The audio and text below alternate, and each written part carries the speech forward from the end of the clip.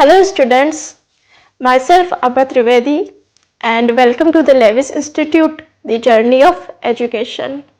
तो आज से हम हमारे क्लास 10th की क्लासेस स्टार्ट करते हैं।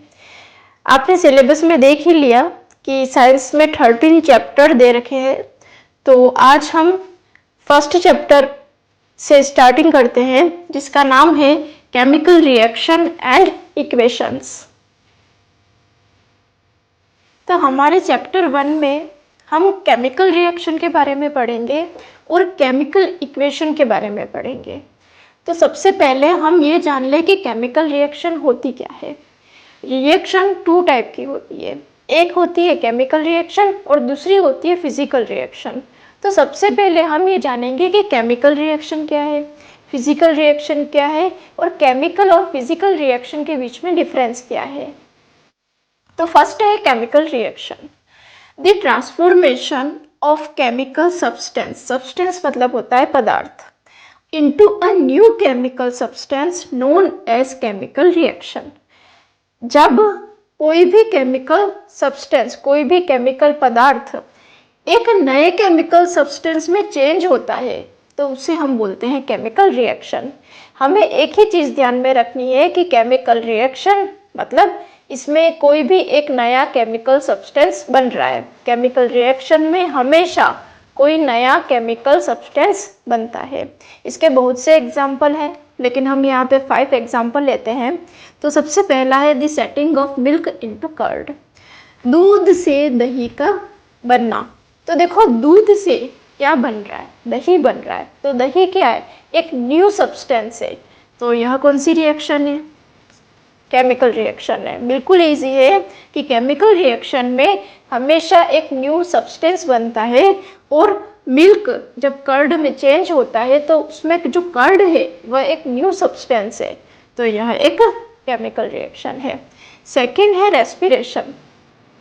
देखो हम रेस्पिरेशन में ऑक्सीजन गैस को लेते हैं और रेस्पिरेशन में हम कार्बन डाइऑक्साइड गैस को बाहर निकालते हैं। ठीक है, तो रेस्पिरेशन में होता क्या है, ग्लूकोज ऑक्सीजन के साथ में रिएक्ट करता है और साथ में कार्बन डाइऑक्साइड गैस, हीट और वाटर बनते हैं।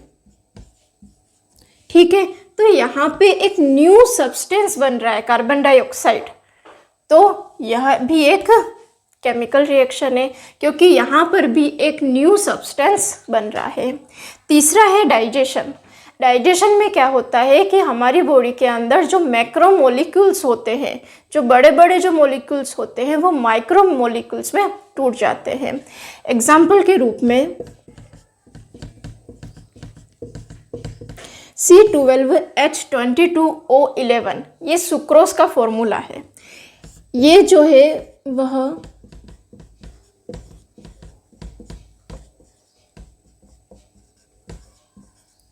ग्लूकोज में और फ्रक्टोज में टूटता है। तो मैक्रो मोलिक्यूल माइक्रो मोलिक्यूल में डिवाइड होता है। ये जो है वह सुक्रोज का फॉर्मूला है और ग्लूकोज और फ्रक्टोज दोनों के फॉर्मूला एक ही है, C6H12O6। तो जब सुक्रोज ग्लूकोज और फ्रक्टोज में डिवाइड होता है तो यहाँ पर मैक्रोमोलिक्यूल्स से माइक्रोमोलिक्यूल्स बनते हैं, न्यू सब्सटेंस बनते हैं। तो इसीलिए डाइजेशन भी एक केमिकल रिएक्शन है। फिर है रस्टिंग ऑफ आयरन। आपने देखा होगा कि लोहे के जो गेट होते हैं उसमें थोड़े टाइम के बाद में जंग लगना स्टार्ट हो जाता है और एक ब्राउन कलर का पदार्थ बनता है। तो होता क्या है कि जब आयरन ऑक्सीजन से और वाटर से रिएक्ट करता है तो 2Fe2O3, इसे बोलते हैं फेरिक ऑक्साइड। तो फेरिक ऑक्साइड एक न्यू सब्सटेंस बन रहा है, इसीलिए रस्टिंग ऑफ आयरन भी एक केमिकल रिएक्शन है। फिर है कंबशन या burning.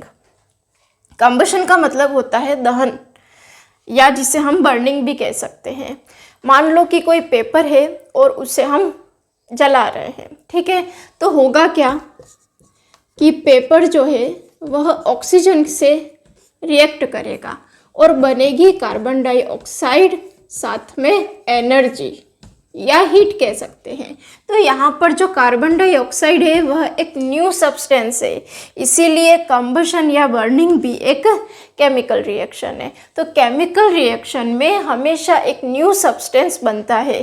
The transformation of chemical substance into a new chemical substance known as chemical reaction, की केमिकल रिएक्शन में हमेशा एक न्यू सब्सटेंस बनता है।